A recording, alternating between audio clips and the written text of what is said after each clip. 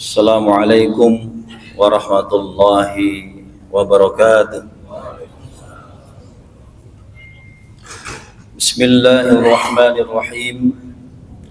Alhamdulillahilladzi 'allamal Qur'ana khalaqal insana 'allamahul bayan. Asyhadu an la ilaha illallah wahdahu la syarika lah wa asyhadu anna Muhammadan 'abduhu wa rasuluhu la nabiyya ba'dah. Allahumma salli wa sallim ala sayyidina Muhammadin sallallahu alaihi wasallam wa ala alihi wa ashabihi wa man tabi'ahu ila yaumil qiyamah. Amma ba'd. Hadirin jamaah salat zuhur Baitul Adli, Masjid Baitul Adli yang dirahmati Allah Subhanahu wa taala. Insyaallah semuanya calon-calon penghuni surganya Allah.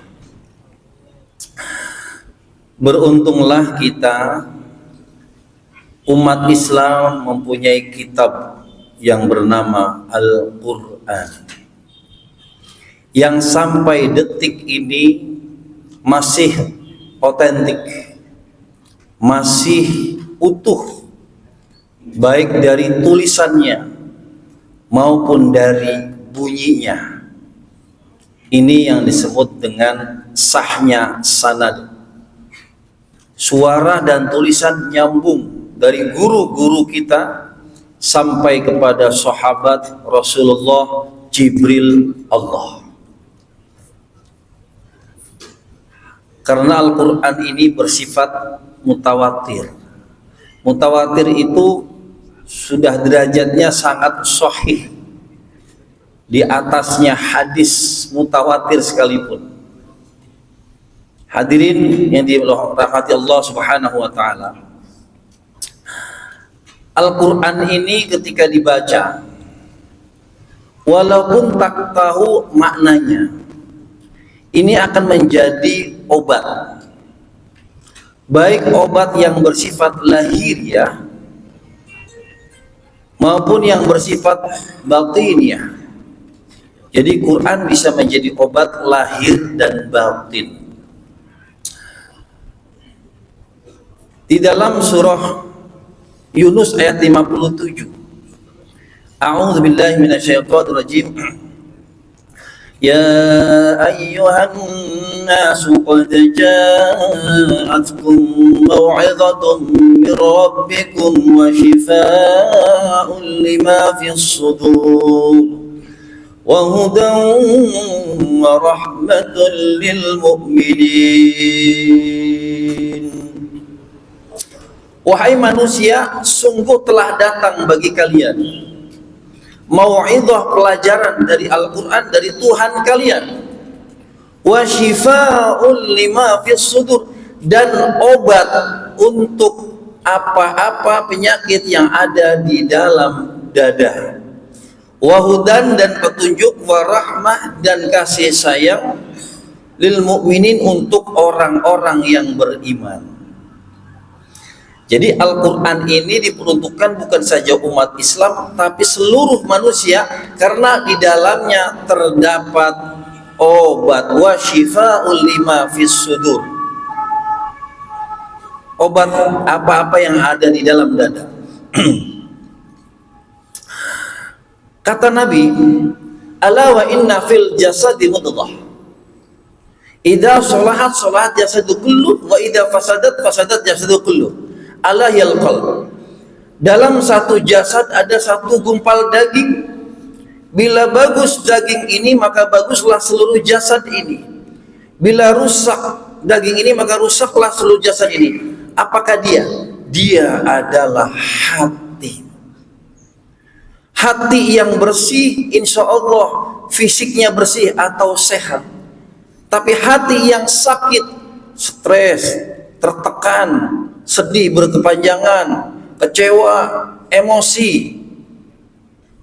Bahkan setiap dokter jantung itu menyarankan, Bapak jangan stres ya, karena kalau sudah stres nih jantungnya kumat. Stroke-nya juga bisa kumat. Stres itu tekanan perasaan yang tidak nyaman sehingga menginstruksikan seluruh badan jadi sakit. Maka suatu kisah nyata kami pribadi, ada seorang ibu-ibu di daerah Ciamis terkena kanker mulut stadium 3. Ngomongnya sakit, ngomong aja sakit, suruh buka mulutnya susah, jadi nggak jelas. Singkat cerita, punya masalah dengan keluarga, dengan mantan suaminya. Sudah bercerai karena suaminya super galak. Tapi masalahnya belum selesai, dia harus ribut dengan adik-adiknya, anak pertama. Kenapa ribut? Karena surat tanahnya dibawa mantan suaminya. Jadi sering ribut dengan adik-adiknya dan nggak tahan. Sehingga apa? Karena punya karakter si ibu ini, kalau disakiti membalas, ngomong. Saya sampaikan mau memaafkan mantan suaminya, tidak. Ini dengan cara apa? Kalau dia mau memaafkan, insya Allah kankernya minimal, rasa sakitnya ini reda. Kemudian berpikir panjang, setengah jam saya meyakinkan. Begini aja, ibu, semua punya ujian, punya cobaan. Di Palestina sana saat ini luar biasa, lebih dari ibu. Ibu ikhlaskan saja. Kalaupun ibu tidak ikhlas memaafkan suami atau mantan suami ibu, minimal ibu ikhlas, ini adalah ujian dari Allah Subhanahu wa ta'ala. Alhamdulillah, dengan kalimat itu si ibu ini mengikhlaskan. Ini adalah ujian. Agak lega hatinya. Baik, kalau sudah seperti itu, sudah bu, ikhlas saya. Dengan mantan suami seperti itu ikhlas. Dengan adik-adiknya ikhlas. Baik, sekarang saya akan bacakan Al-Quran. Yakinkan Al-Quran ini sebagai obat. Syaratnya apa? Al-Quran bisa diterima di hati ibu dengan mengikhlaskan segala macam persoalan tadi, bahwasanya ini datang dari Allah dan kembali kepada Allah. Tidak banyak ayat yang dibaca, kira-kira 5-7 menit. Sekarang buka mulutnya sambil senyum, kaget, kok nggak sakit Ustaz? Kok nggak sakit?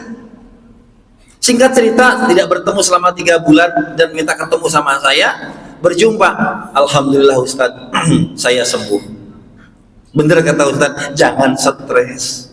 Kalau ada masalah, kalau saya stres, ini kumat, ada senut-senut dikit di pipi saya. Memang ketika dilihat itu luar biasa. Sariawan sedikit saja rasanya sudah perih. Ini sariawannya sebesar kira-kira 1 mata koin. Warnanya putih kemerah-merahan, pinggir-pinggirnya agak warna hitam. Gurat-guratan, ada sejenis jalan darahnya gitu ya. Masya Allah, alhamdulillah sembuh. Asbab Al-Quran. Maka di surat Ar-Ra'd dikatakan, surat 28, surat Ar-Ra'd ayat 28 maksud saya, alladzina amanu wa tatma'innu qulubuhum bidzikrillah. Orang-orang beriman itu tentram hatinya dengan mengingat Allah. Ala bidzikrillah tatma'innul qulub. Sesungguhnya, ya, ketahuilah bahwasannya dengan zikir kepada Allah itu menenteramkan hati. Membaca Al-Quran itu bagian pada zikir pada Allah Subhanahu wa ta'ala dan menenteramkan hati kita. Maka bapak-bapak, ibu-ibu sekalian yang saat ini jarang baca Quran, yuk kita baca Quran biar tentram hati ini. Yang hari ini males banget sholat, males banget kita puasa sunnah, males berbuat kebaikan pokoknya. Bisa jadi itu masalahnya karena kita jarang baca Quran. Kok bisa begitu? Lihat surat Al-Anfal ayat 2. Innamal mu'minuna alladzina idza dzukirallahu wajilat qulubuhum wa idza tuliyat 'alaihim ayatuhu zadatuhum imana wa 'ala rabbihim yatawakkalun. Sesungguhnya hanyalah orang-orang yang beriman apabila mendengar lafaz Allah bergetar hatinya. Mana contohnya? Allahu Akbar, Allahu Akbar. Dia mengucapkan Alhamdulillah. Terbayang langkahnya meninggikan derajatnya. Pulang langkahnya itu menggugurkan dosa-dosanya. Yang berjamaah 27 derajat pahalanya. Dia langsung meninggalkan pekerjaannya, sholat berjamaah sebagaimana saat ini kita melakukan. Ini ciri-ciri orang yang beriman. Alhamdulillah. Berbeda dengan yang orang sono. Lihat jam, udah zuhur lagi ya, udah asar lagi ya, tersiksa banget dengan suara adzan. Nah, obatnya kata Al-Quran, wa idza tuliyat alaihim ayatuhu zadatuhum imana. Apabila dibacakan kepadanya ayat-ayatnya, mereka itu zadatum imanan, bertambah keimanannya. Jadi kalau ngecas iman, salah satunya adalah salah satu yang terbaik adalah dengerin Quran, baik dari mulut orang lain maupun dari mulut kita. Yuk baca Quran. Yang belum bisa belajar, salah nggak apa-apa, salah terus, belajar terus, pahala terus. Alladzina yaqra'una al-Qur'an yatadatu fihi ma laysa lahu ajrun, kata Nabi. Orang yang terbata-bata baca Quran, dia merasa kesulitan, baginya 2 pahala. 1 pahala belajar, langkah kakinya, duduknya, tenaganya, energinya, bahkan materinya, mungkin ada transport, ada honor untuk ustadznya mengeluarkan hartanya, itu berpahala. Yang kedua, pahala per huruf, wal hasanatu bi asyri amsalha, yang 1 hurufnya berlipat 10 lipat kebaikan. Masya Allah. Baca terus, salah terus, belajar terus, pahala terus. Jadi Al-Quran bisa mengobati ruhiyah kita, atau bahasa kerennya spiritual kita. Yang spiritualnya sakit, apa sakit? Susah, malas banget untuk mendekatkan diri kepada Allah Subhanahu wa Ta'ala. Baca Quran.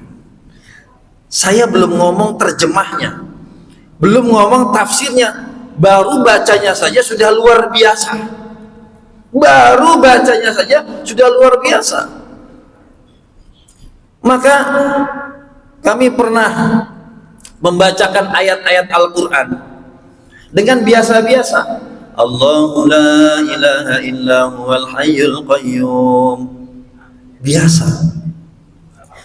Manusia itu fitrahnya ingin yang indah-indah. Kita kalau ditanya pengen bacaannya dengerin yang bagus atau yang jelek, pasti milih yang bagus. Tapi kalau setan sebaliknya, semakin bagus bacaan kita, semakin setan benci kita. Semakin setan benci kita, maka semakin menjauh dari tubuh kita. Oke. Sehingga kalau meruqyah orang kesurupan, ya, Allahu la ilaha illa huwal hayyul qayyum, dia teriak, sakit.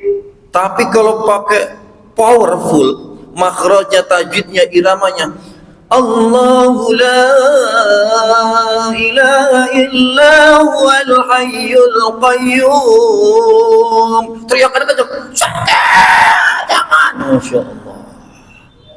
Ini benar kejadian. Kenapa? Tadi rumusnya.